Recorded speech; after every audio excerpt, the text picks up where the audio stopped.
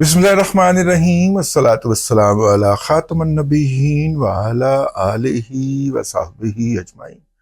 अस्सलामु अलैकुम व रहमतुल्लाहि व बरकातुहू। गुज़िश्ता 3 हफ्तों से मुसलसल सफ़र में हूँ और सफ़र के दौरान जो है वो अक्सर बेहतियाती हो जाती है। और बेहतियाती ये हुई कि जनाब इस हाथ से, सीधे हाथ से हमने बैग उठा लिया जिसका वज़न कोई 16-17 केजी था, और उठाते वक्त झटका लग गया और उसकी बुनियाद के ऊपर ये वाला मसल जो था वो शदीद दर्द में चला गया। मिलने के लिए आने, सफ़र के दौरान मिलने के लिए आने वाले डॉक्टर्स में से कुछ स्पेशलिस्ट भी शामिल थे। उन्होंने कुछ दवाइयाँ सजेस्ट की और दर्द जो था वो पेन किलर से कुछ देर के लिए ख़त्म हो जाता, लेकिन फिर जाग पड़ता। एक आध रात जागते हुए भी गुजरी। दर्द के बायस मेज़बानों को तंग करना मुनासिब ख्याल नहीं किया। अगले दिन वो डॉक्टर साहब मिलने आए तो उन्होंने कहा कि दर्द क्यों नहीं ख़त्म हुआ, ये तो बड़ी ज़बरदस्त दवा है, तो ये तो मैदान जंग के अंदर जब होते हैं हमारे फौजी बेटे तो उनको दी जाती है तो वो जल्दी से सेहतमंद हो जाते हैं, तो आप क्यों नहीं हो पा रहे। तो मैंने कहा कि मैंने एक्सरसाइज तो बहुत की है लेकिन असर ही नहीं हो रहा। तो डॉक्टर साहब जो थे वो कहका लगा के ऐसे कहने लगे कि जब दर्द हो रहा हो तो फिर एक्सरसाइज नहीं करते। वो फिजियोथेरापिस्ट की एक्सरसाइज जो आपको बताई गई थी और वो जो आप करते रहते हैं मुसलसल, वो तब तक थी जब तक दर्द ना हो, और वो दर्द को ना होने देती। लेकिन अब चूंकि आपसे बेहतियाती हो गई है और दर्द शुरू हो गया है और पूरी शिद्दत पे चला गया है, तो अब उस दिन तक आपने नहीं करनी जब तक दवाई के बगैर दर्द खत्मे का ऐलान ना कर दे। ये एक जिस्म का रवैया है। एक बॉडी जो है वो करोड़ों सेल्स की जो है, अब मेरे तो अरबों हो गए होंगे, जितना को मोटापा चढ़ गया, अरबों सेल्स जो हैं उनका नतीजा है उसका ये रवैया है। अब इसी रवैये को मुंतबक फरमाइए मुआशरत के ऊपर और मुआशरे के निज़ाम के ऊपर, जिसके करोड़ों सेल्स हैं। हमारे तो 25 करोड़ है ना, आबादी के हवाले से हम बात करें तो इन्हें सेल्स ही शुमार कर दिया जाए। उनके अंदर अगर ये फरमाइए कि जब आप नोट फरमाइए कि जब कोई बहरान आ जाए तो फिर नॉर्मलाइजेशन के जो इकदामात होते हैं उनको रोक देना चाहिए तब तक के लिए जब तक कि ये बहरान खत्म ना हो जाए। ये मैंने तमहीद इसलिए बांधी है कि इस वक्त दुनिया भर के अंदर तेल की कीमतों का बहरान है, लेकिन जो दूसरी अकवाम हैं उन्होंने नॉर्मलाइजेशन के इकदामात रोक कर इमरजेंसी की सूरत के अंदर एक फार्मूला लगा दिया है। यानी कि हुकूमत अब इस बहरान के ऐन अंदर हुकूमत ने नॉर्मलाइजेशन का जो इकदाम है, यानी रोजाना की बुनियाद के ऊपर कीमतों का इजरा, वो शुरू कर दिया। तो उसका फिर मनफी असर ही आना है ना। ये काम आप करिए जब नॉर्मलाइजेशन, इस वक्त नॉर्मलाइजेशन नहीं है, इस वक्त बहरानी कैफियत है। और बहरानी कैफियत ये है कि तीसरी आलमी जंग जो है वो लगी हुई है हमारे हमसाये के अंदर, लगी रहती, लेकिन तेल की आलमी सप्लाई को इस जंग ने जो है वो मुतासर कर दिया है। और मुतासर कर दिया है तो दुनिया भर के अंदर तेल की कीमतें जो हैं उनके अंदर उतार चढ़ाव शदीद हो गया है। ऐसे वक्त के अंदर देखिए, जब नाहमवार सड़क के ऊपर आपकी गाड़ी जाए और कम छर करना शुरू हो जाए तो आप मजबूती से स्टीयरिंग को थाम लेते हैं ताकि इधर उधर ना हो जाए। ना कि आप ऑटोमेटिक गाड़ी का जो स्टीयरिंग है वो एक उंगली से घुमाना शुरू कर दें, नहीं, आप दोनों हाथों से मजबूती से थाम लेते हैं ताकि गाड़ी जो है वो इधर को या इधर को लुढ़क ना जाए। ठीक हो गया। अब जनाब इस वक्त जनाब अली परवेज मलिक साहब जो हैं वो प्राइसेस की ये जो गड़गड़ की आवाज आ रही है आलमी तौर पे, उसमें एक उंगली से गाड़ी का स्टीयरिंग घुमाने की कोशिश कर रहे हैं। गाड़ी का स्टीयरिंग तो घूम रहा है लेकिन जो सवारियों का हाल हो रहा है ना वो बड़ा मतलब काबिल रहम। अब अर्ज ये करना था कि ये जो रोजाना की प्राइस की कीमत की एडजस्टमेंट है बहुत अच्छा इकदाम हो सकता है, भारत में भी होता है और भी जगहों पे होता है, लेकिन ये नॉर्मल डेज की कार्रवाई थी। یہ اب تو ہم اب نارمل ڈیز میں آ گئے ہیں، اب تو پچھلے فارمولے کو بھی فریز کر دینا چاہیے تھا۔ دیکھیے آسٹریلیا اور نیوزی لینڈ جیسے ممالک نے جب عالمی سطح کے اوپر تیل کی قیمتیں کم ہوئی ہیں تو انہوں نے قیمتیں کم نہیں کی، اور انہوں نے یہ اعلان کیا کہ ہمیں جو ریونیو میں گھاٹا پڑا ہے ہم اس کو پورا کر رہے ہیں۔ یہ جو لیوی ہوتی ہے یہ کیا ہوتی ہے؟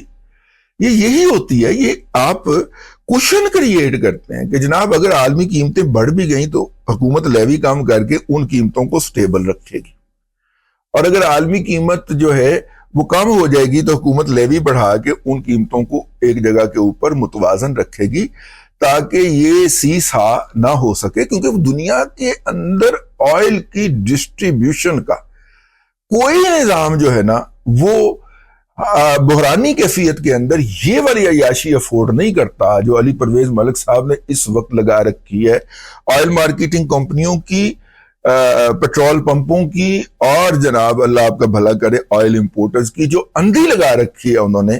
یہ دنیا کے کسی ملک کے اندر جہاں پہ کوئی سینٹی پرویل کرتی ہے یہ نہیں ہوتا، اور عین حالت جنگ کے اندر آپ اپنی اسٹریٹجی بدل دیں، میمنہ کو میسرا بنا دیں اور کلب کو لشکر بنا دیں، اور لشکر کو جو ہے وہ دایاں بنا دیں اور دائیں کو بائیں بنا دیں، تو پھر فوج کی شکست جو ہے وہ سامنے لکھی جاتی۔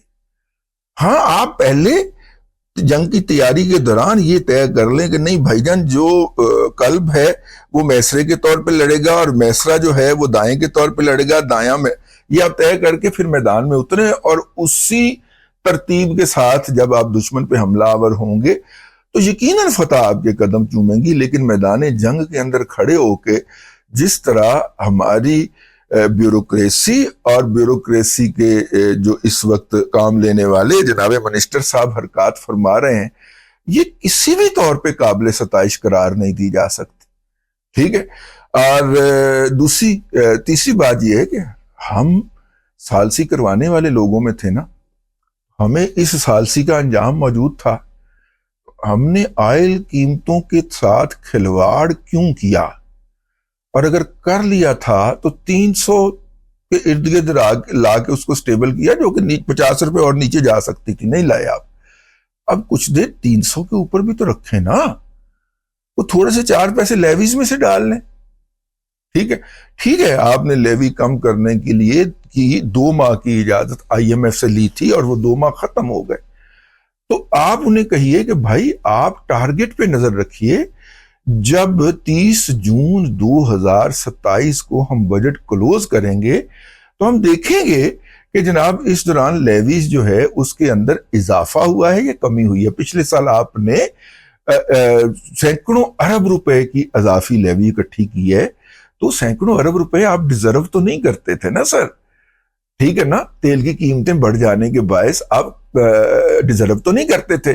اگر وہ سینکڑوں ارب ہی عوام کو لوٹا دیے جائیں کہ جب تیل کی قیمت بڑھے اور آپ نہ بڑھائیں، تو وہ ادھر کنزیوم ہونے چاہیے تھے، جو آپ نے نہیں کیے، جو کہ بددیانتی ہے، جو بیڈ گورننس ہے، جو بد نیتی ہے، اور جس پہ بعض بدخواہ یہ الزام بھی لگاتے ہیں کہ آپ نے ان سے مل کے دہاڑی لگائی ہے، لگاتے ہیں، میں نہیں کہہ رہا، بعض بدخواہ یہ الزام لگاتے ہیں، حالانکہ مجھے پتا ہے کہ علی پرویز ملک صاحب اس طرح کے آدمی نہیں ہیں دہاڑی لگانے والے۔ ہو سکتا ہے ان کو کوئی چغت بنا گیا ہو، ان سے دستخط لے گیا ہو کاغذ کے اوپر، مطلب میں تو اس خوشگمانی میں مارا گیا ہوں نا، تو یا اس میں مبتلا ہوں، تو اس لیے اس وقت جب کہ بحران نے اس دفعہ پھر سر اٹھا لیا اور بیت المندب کی انہوں نے بند کرنے، 1200 کلومیٹر تقریباً چوڑا ہے، وہ بند کرنے کی بات کی ہے، جو کہ حوثیوں کی اوقات نہیں ہے۔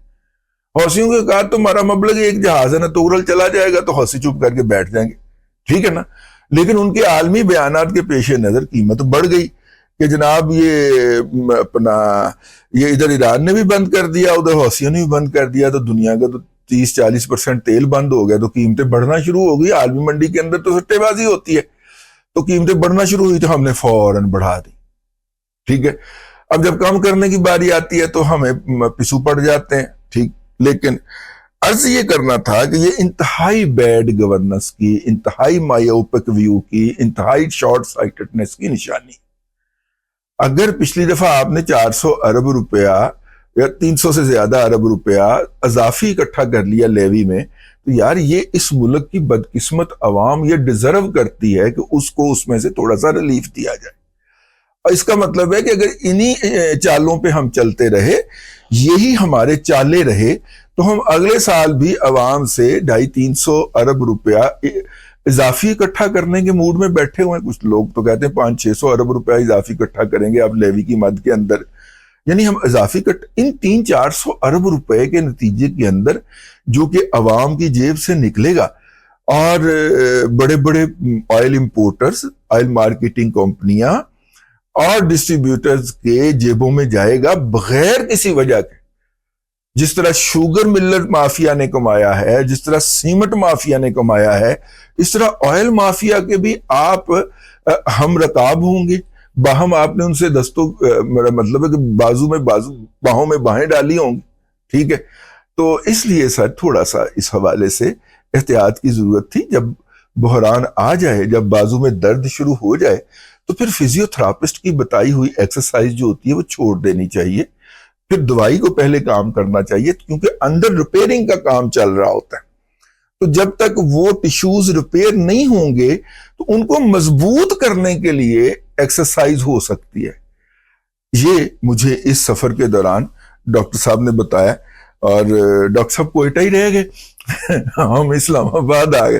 تو یہ جو ٹیشوز کا کام ہے ان کو پہلے ریپیئر ہونے دیں. تو اس لیے اگر لیوی میں سے 4 پیسے کم بھی ہو جائیں گے سر، تو کوئی فرق نہیں پڑنے لگا. وہ ہم اگلے مہینوں میں ریکور کر لیں گے. ابھی مالی سال کے 11.5 مہینے پڑے ہوئے ہیں، چلے 11 ہی کر لیں. 11 مہینے 8 دن ابھی پڑے ہوئے ہیں، ان میں اوپر نیچے کر کے تو پوری کر لیں گے لیوی. فی الحال عوام کو سٹیبل رہنے دیتے. لیکن لال بھجکڑ، ٹھیک ہے، انہوں نے جناب این اس موقع کے اوپر 24 گھنٹے کے لیے پرائز کی فکسیشن کا فارمولا متعارف کروا دیا. ٹھیک ہے، یعنی اور ہیوی ایکسرسائز بتا دیا ہے، تو باں نہیں جا رہی. ٹھیک، تو اور 24 گھنٹے کی ایکسرسائز بتا دی. ایسے تو باں جائے گی تو پھر کی ہوئے گا؟ چیکا نہیں کرن گیا نا، ساتھ کے کمروں والے آن کے دادا کی ہوئے. مطلب ایکسرسائز کرنی نہیں ہے ان دنوں کے اندر. تو آج یہی کرنا تھا. یہ اگر بیسک بات جو ہے سمجھ نہیں آئی، ویسے ہمیں 60 سال کے بعد سمجھائی گئی اور سمجھ آئی ہے. علی پرویز ملک صاحب تو بھی بہت چھوٹے بدخوردار ہیں، ان کو تو سمجھ آنے میں دیر لگے گی، آپ کو سمجھ آنے میں عوام کا رگڑا نکل جائے گا. تو اس لیے تھوڑی سی احتیاط. اب تک کے لیے اتنا ہی. اگلے ولاگ کے اندر پھر ملاقات ہوتی ہے.